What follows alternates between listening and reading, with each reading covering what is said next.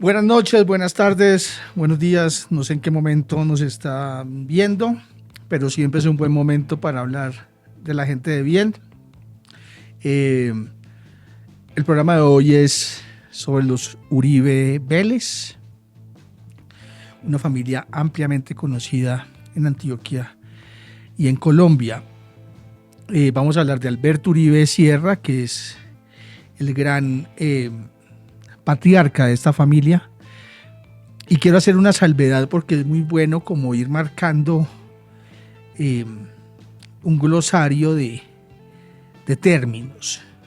Uribe Vélez, los Uribe Vélez no son técnicamente gente de bien. Gente de bien es, por ejemplo, Felipe Zuleta, que está esperando que llegue en cualquier momento a abrazarlo el virrey Sámano, que entre otra vez por la carrera séptima en su caballo y lo salve de la indiamenta. Felipe Zuleta es hijo de, o tiene pues antepasados presidentes, es gente chirriadísima de Bogotá, por eso le molesta tanto un gobierno de izquierda y por eso le molesta tanto lo que no haya crecido en esta sabana hostil. Por eso quiero los Uribe Vélez son montañeros. Hay una cosa muy particular.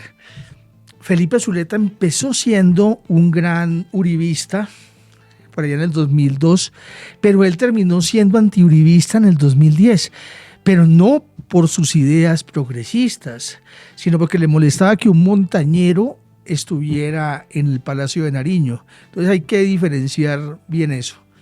No, esta es gente de bien de montaña, arrieros duros, tal, pero que ya por ejemplo, Tomasito y Jerónimo vienen siendo gente de bien total. Pero Alvarito, Santiago y su hermano Jaime no son gente de bien, son arrieros que les fue muy bien en la vida y ya vamos a ver por qué. Antes quiero recomendar para Semana Santa, si me pueden hacer un zoom, este libro que ya es un clásico del 2018, Historia de Colombia y sus oligarquías. Si no van a salir de Bogotá, Bogotá es precioso el jueves y viernes santo, como es precioso el 24 de diciembre al 6 de enero, porque no hay bogotanos en las calles.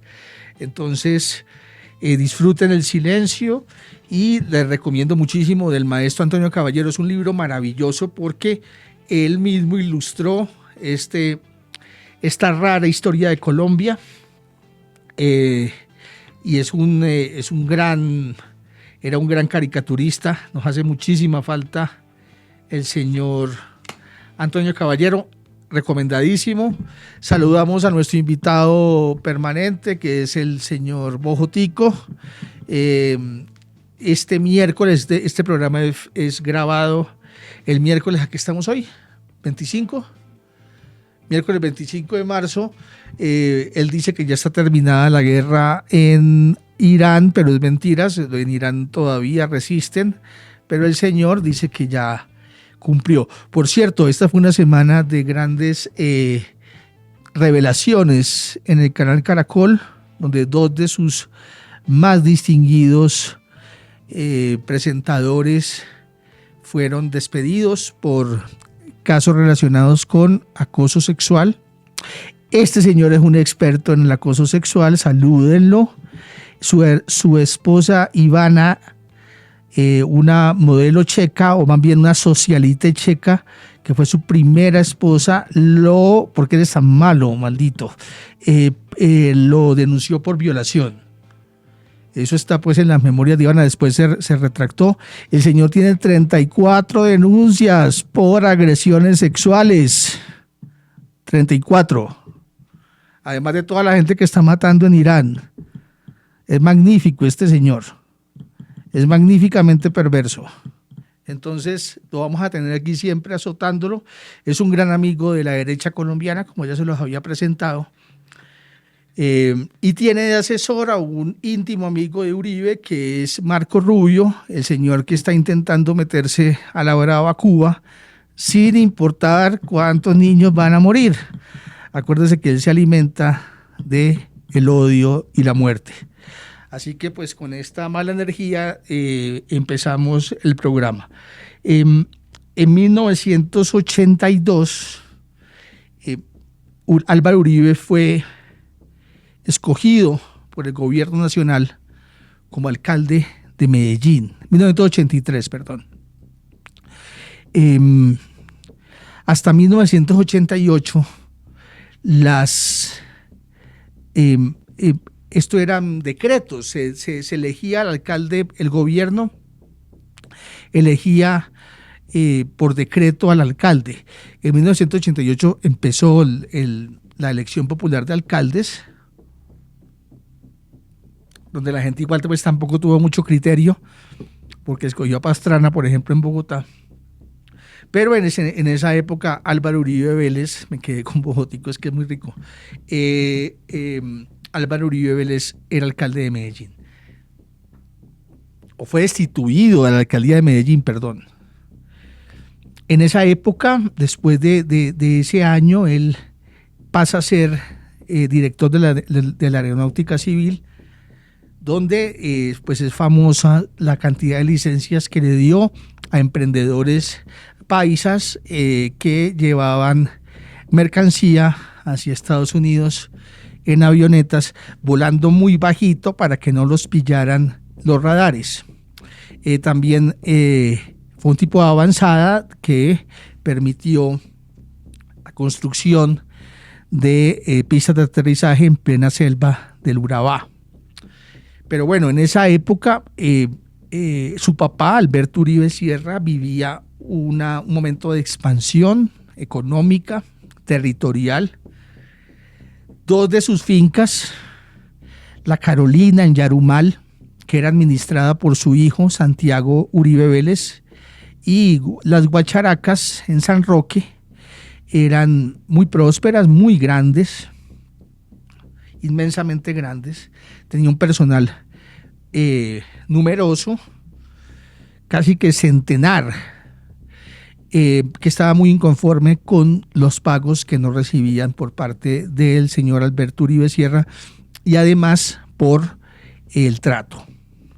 Eran varias las quejas del maltrato que tenía el señor Alberto Uribe Sierra con su personal, cosa que espero no haya repetido su hijo, porque tiene mucha gente allá en el Ubérrimo y también en Río Negro a su servicio.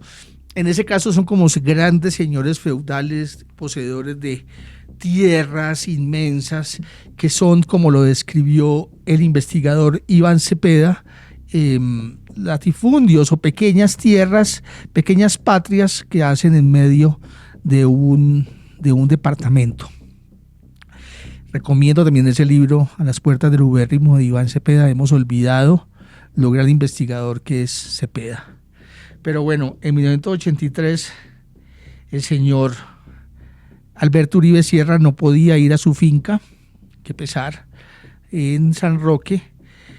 Tuvo que hacerlo por vía aérea, en helicóptero. Llevaba por lo menos un año sin ir, lo acompañó su hijo Santiago.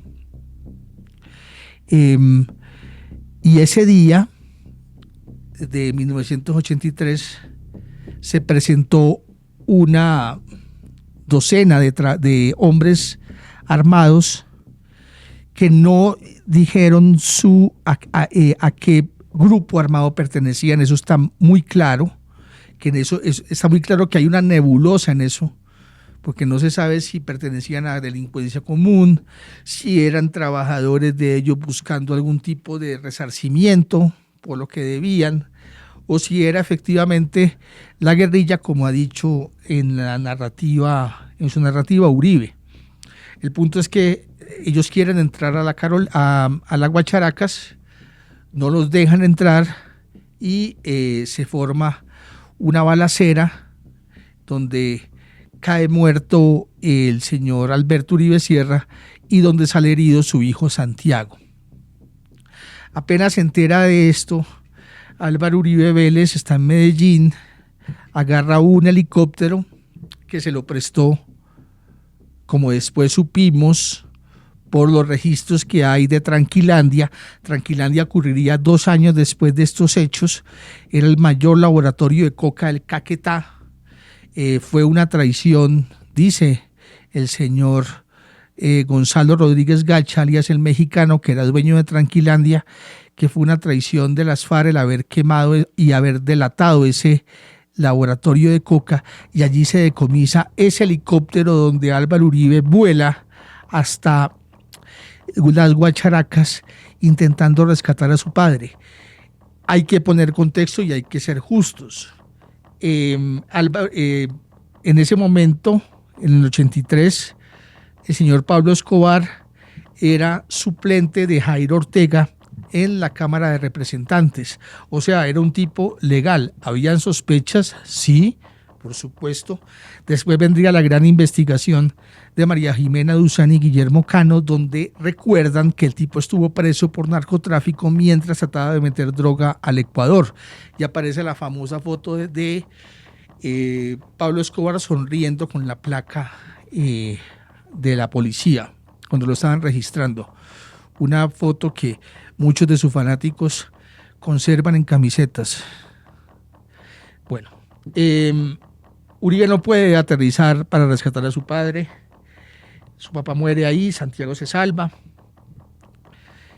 Hacer un entierro muy significativo donde va mucha gente de bien, de Medellín. Y también van emprendedores como los Ochoa Vázquez, que es una familia también muy cercana a los Uribe Vélez. La gente que sabe de la historia del narcotráfico no necesita que le presentemos quién es esta familia de emprendedores paisas. Su papá, Fabio Ochoa, un tipo corpulento, como un pequeño emperador romano, era uno de los caballistas más reconocidos de Medellín, muy cercano a Alberto. Les encantaban los caballos de paso, eran tan diestros que como Uribe, Álvaro, podían tomarse un tinto mientras cabalgaban con su caballo de paso fino, que es la prueba de la finura de un jinete. Y pasa un hecho curioso, que el gran periodista Fabio Castillo, que murió el año pasado en Bogotá solo en su casa en Galerías, registró con un título maravilloso que se llama El día que llovieron flores en Medellín. Y es que la organización Medellín sin tugurios, en homenaje a Alberto Uribe Sierra, ordenó que 2 avionetas tiraran sobre el cementerio de Medellín muchas flores, tanto que el cielo se nubló de flores en honor al señor Alberto Uribe Sierra. Después del 84, cuando de manera heroica el ministro Rodrigo Lara, el ministro de Justicia Rodrigo Lara, denuncia la participación de Pablo Escobar como narcotraficante o en el negocio de la droga, su participación en el negocio de la droga, y lo manda a asesinar, y va a la clandestinidad. Pablo Escobar, todo el mundo lo negó, pero en realidad en el 83 era un ciudadano de bien, pues tanto que su novia era Virginia Vallejo, que era la diva de la televisión colombiana. Entonces, hay un hecho curioso acá, y es que del año 83 al año 97, y eso lo estudié, son 15 años donde Uribe, que era un político liberal,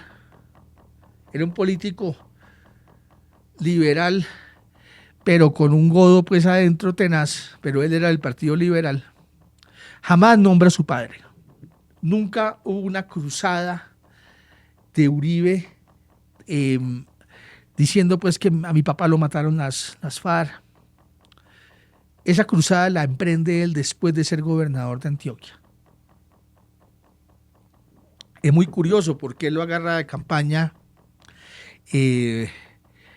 para la presidencia en el 2002.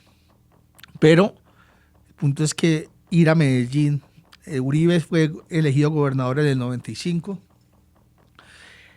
Natalia París, me acuerdo mucho que le preguntó una vez José Gabriel, el señor ese que es como el David Letterman del Chico. Natalia le preguntó que cuál era el tipo más sexy de Colombia y dijo ella que Álvaro Uribe tenía unos ojos azules muy impresionantes y que era un tipo muy lindo. Y la popularidad de él en la gobernación de Antioquia fue tremenda. Ejecuta un decreto que salió en el gobierno Gaviria, que fue validado también por Samper, y es la creación de grupos, de cooperativas de vigilancia para defenderse de las arremetidas de la guerrilla que en los 90 estaba creciendo en Colombia. A eso le llamó convivir. Y durante la gobernación de Antioquia, durante su gobernación, hubo defensores de derechos humanos como Jesús María Valle, que le dijo una y otra vez: señor Uribe, pilas con esas convivir que se están convirtiendo en las autodefensas de Urabá y Córdoba.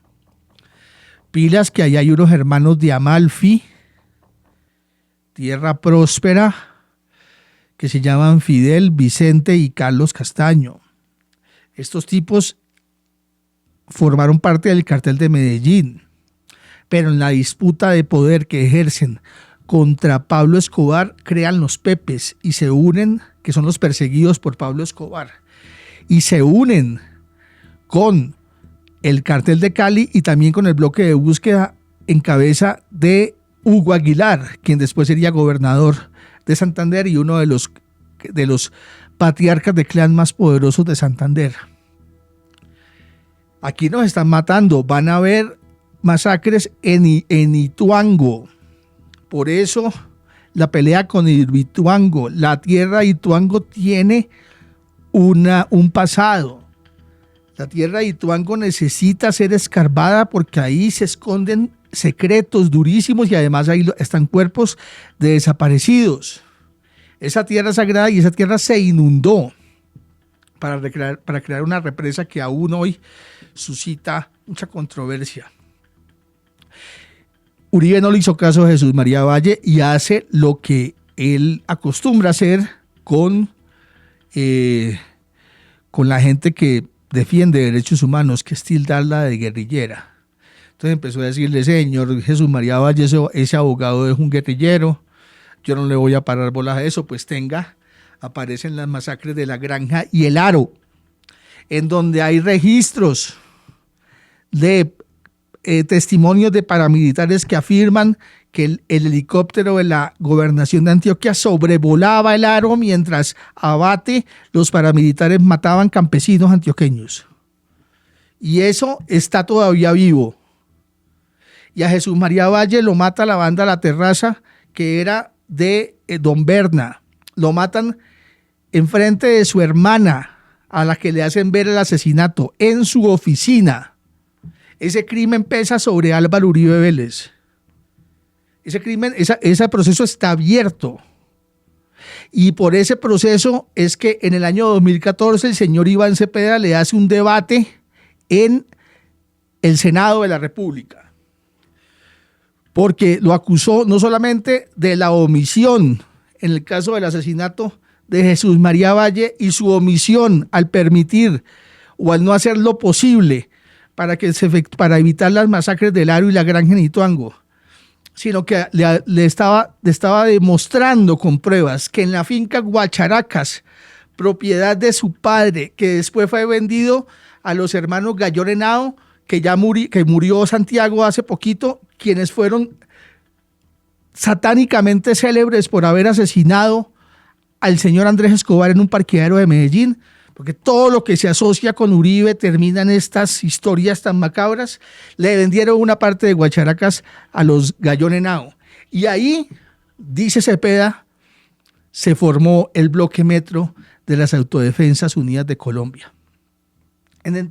Mientras era gobernador de Antioquia lo permitió, según el debate que le hizo Cepeda a Uribe en el gobierno del 2014.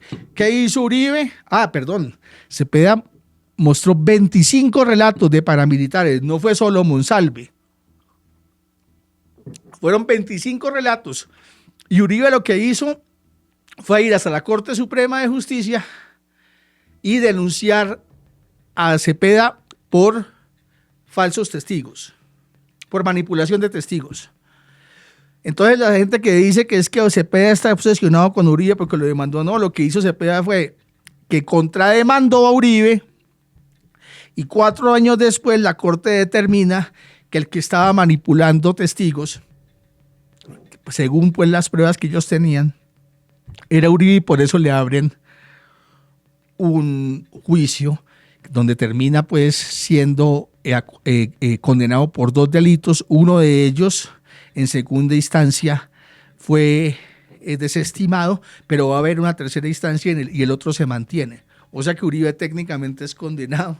Es un condenado que hace política abiertamente, pero bueno, estamos en Colombia. Pero no quiero saltarme tanto. Eso es como para explicar qué hizo Uribe en los 90. Su gobernación pues fue aplaudida por toda Colombia. El tipo se va a Oxford.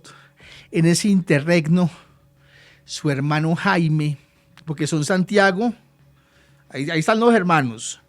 Santiago pues se va para la Carolina y crea los 12 apóstoles. Está condenado el señor a 26 años de prisión. Obviamente que no la va a cumplir. Ahí lo vieron el 8 de marzo en la Alpujarra votando libre. Esa ley, pues aquí la ley no existe para la gente de bien. En la Carolina crea los 12 apóstoles. Tenía un cura que era como su consejero espiritual. El curita, que es uno de los 12 apóstoles, en un libro guardaba, en la Biblia, perdón, guardaba una Sig Sauer, que era una de las pistolas favoritas de Pablo Escobar. Hay una crónica maravillosa de Gonzalo Guillén sobre el cura que tenían en una Biblia una Sig Sauer. Eso estaba haciendo el señor hermano Santiago Uribe, que tiene también una cara de cura muy, muy linda. Y Jaime, su otro hermano, tuvo 2 hijas con una señora que se llama Dolly Cifuentes, que pertenecía a un clan, el clan de los Cifuentes, grandes aviadores que prosperaron en la época donde Uribe era director de Aeronáutica Civil. La señora fue extraditada en el 2014 por ser socia del Chapo Guzmán. Y ahí pues como que todo lo que rodea a Uribe termina así. Entonces Uribe queda presidente de la República en el 2002, le ganó en primera vuelta a Horacio Serpa. Tenía un listón así de bajito, se lo había dejado Pastrana, porque después de Pastrana es muy difícil que venga un presidente más malo que él. Entonces Pastrana le entrega el país con las FARC robustecidas después de la alcahuetería de los diálogos de paz del Caguán, con el narcotráfico disparado, con un poco de ricos diciendo que es que no pueden ir a la finca porque los van a secuestrar. Y Uribe pues impone esa mano dura. Acá hay un paréntesis, es que Uribe se ha sabido vender muy bien, su poder de comunicación es absoluto. Es, junto con Petro, el político más brillante que ha tenido Colombia en el siglo XXI. Pero tuvo una campaña espectacular. Yo no volví a ver una ficha así. Y fue el publicista Carlos Duque el que lo puso en esta posición de mano firme, corazón grande. Y fue un éxito total de ventas. Pues Uribe es un producto que se vendió muy bien. 80% de popularidad, 75%, no sé. Durante 8 años tenía un canal, RCN. Tenía una presentadora que se llamaba Vicky Dávila, que con la cosa política hacía proselitismo abiertamente, o le hacía campaña pues a Uribe abiertamente, solamente se hablaba bien de él. Hoy en día el canal RCN es una marca que está completamente dañada por culpa de esos 8 años de entrega total a una idea política. Logran unos acuerdos de paz con los paramilitares, en donde no pudieron contar su verdad los paramilitares. Hay un gran documental de Holman Morris que se llama Impunidad, por favor, véanlo. Todo lo que necesiten saber de ese fallido proceso de paz está ahí. Ahí los medios nunca le criticaron la idea de paz con los paramilitares que tuvo Uribe, a pesar de lo fallido que fue y de lo terroríficamente mal hecho. Y a pesar de haberle prohibido a Colombia la verdad, porque ahí no hubo verdad de nada. Cuando empezó a hablar HH, cuando empezó a hablar Mancuso, cuando empezó a hablar Jorge 40, los extraditaron, porque ellos estaban metidos en todo ese rollo. Uribe intenta perpetuarse en el 2010. Antes ocurre uno de los hechos más lamentables y execrables de la historia del país. Los éxitos de Uribe contra la guerrilla, porque nosotros somos un país acostumbrado a la guerra y las muertes nos fascinan. Los éxitos de Uribe con la guerrilla se medían por litros de sangre. Entonces la incentivación que tenía Uribe en los batallones eran demen muertos. Y no importa de dónde lo saquen. Demen muertos, por favor. Demen muertos como me daba muertos Rito Alejo del Río, gran general héroe uribista, que convirtió el batallón Bomboná de Urabá en un centro de tortura mientras él era gobernador de Antioquia.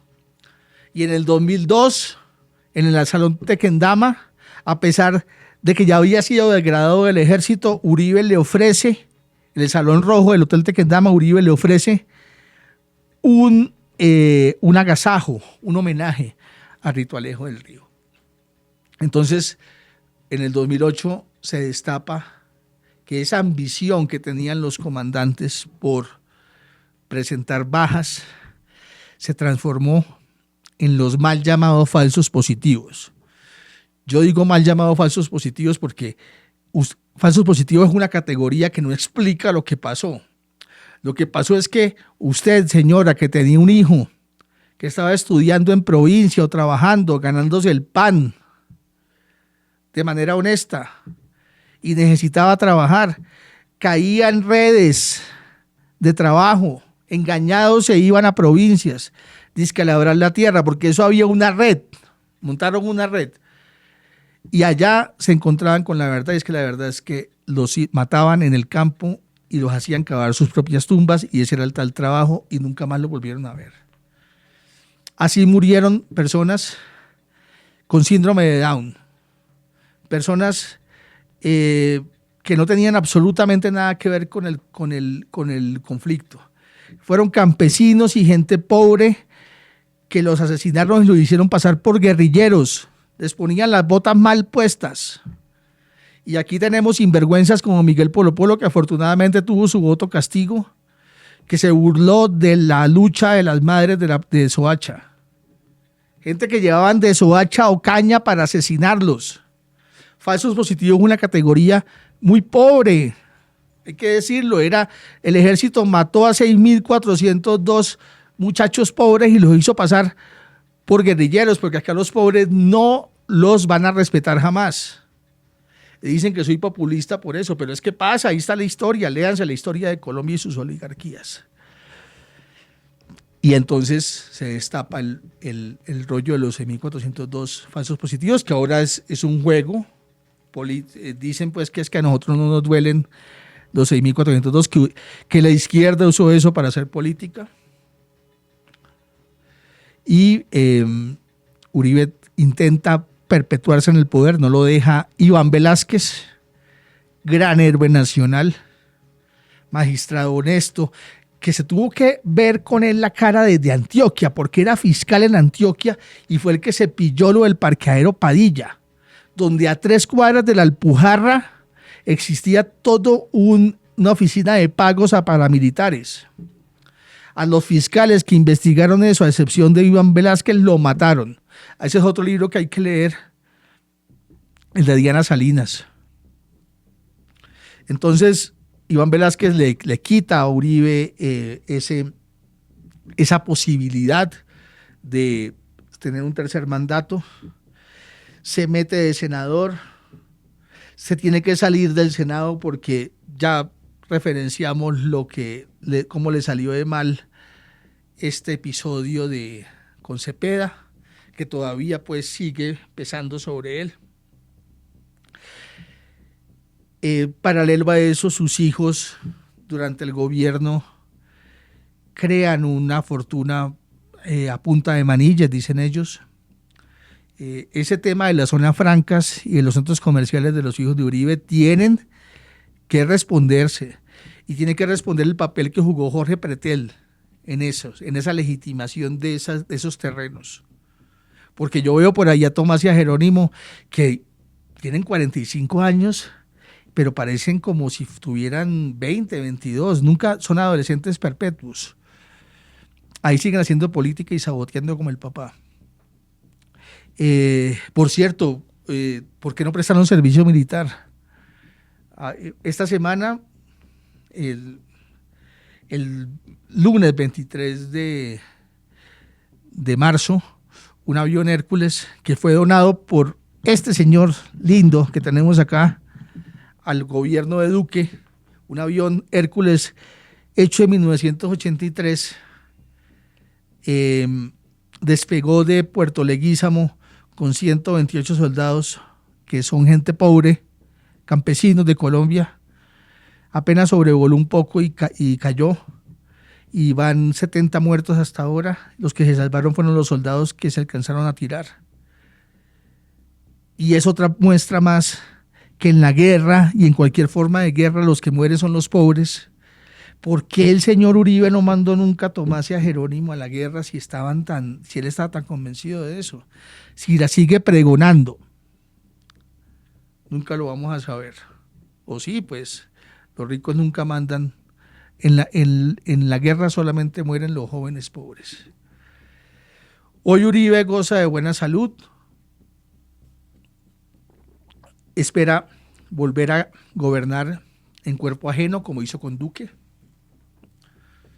Ahí hago otro paréntesis. En el año 2019, la revista Semana, cuyo director era Alejandro Santos, evitó que se publicara un informe donde develaba que la práctica de los falsos positivos habían vuelto en el año 2019 cuando Duque era presidente. Por eso renunció Daniel Coronel, cuando se dio cuenta que estaban ocultando eso. Esa investigación la hizo un tipo honesto, que a ustedes de pronto no les va a gustar mucho, pero Ricardo Calderón es un tipo que se la juega siempre, pero le ocultaron esa investigación durante mucho tiempo. Y nunca se publicó bien. Porque ¿qué pasó con Uribe, con Duque y sus falsos positivos? En ese orden de idea, el señor Duque es también es familia de Uribe, por ende también es gente de bien, pero ahí lo vemos pregonando sobre todo. Que responda por ese avión. Hoy Uribe goza de buena salud, tiene posibilidades de ser presidente una vez más con Paloma Valencia, cuya campaña se basa en decir que su papá es Uribe. Entonces es otra hija de Uribe. ¿Qué va a pasar en estas elecciones? No sabemos. Lo que sí sabemos es que hay un proceso abierto contra Uribe por creación de grupos paramilitares.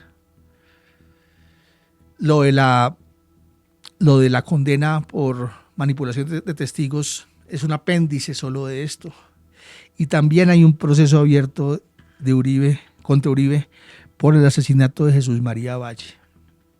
Su hermano está condenado, su hermano Santiago, por la creación de los 12 apóstoles, del grupo paramilitar Los 12 Apóstoles que funcionó en Yarumal, Antioquia. Su hermano Jaime, que murió en el 2001, estaba emparejado con una señora Dolly Cifuentes, que fue una de las socias del Chapo Guzmán y fue extraditada por ser socia del Chapo Guzmán. Y casi todos sus ministros, Sabas, Pretel, que me dicen del doctor Ternura, del Vizcardo Restrepo, que era el delegado de paz de ese gobierno con los paramilitares, todos huyeron o están presos, porque el único que no cayó fue él. Hay que recordar siempre a él, sobre todo en estos momentos donde hay tantas denuncias de periodistas en diferentes medios. Así que pues con él nos despedimos y pues por favor a leer la historia de Colombia y sus oligarquías, a leerse El parqueadero Padilla de Diana Salinas, a leer Los 12 apóstoles de Olga Bear, a leer El Señor de las Tinieblas de Garavito, de Fernando Garavito, otro de los grandes críticos de Uribe, que murió también en un accidente en Estados Unidos, a leer Los jinetes de la coca de Fabio Castillo y a estar muy pendientes de lo que pase con la política internacional, porque por este señor la política internacional ahora se volvió también nuestra política. Así que muchas gracias.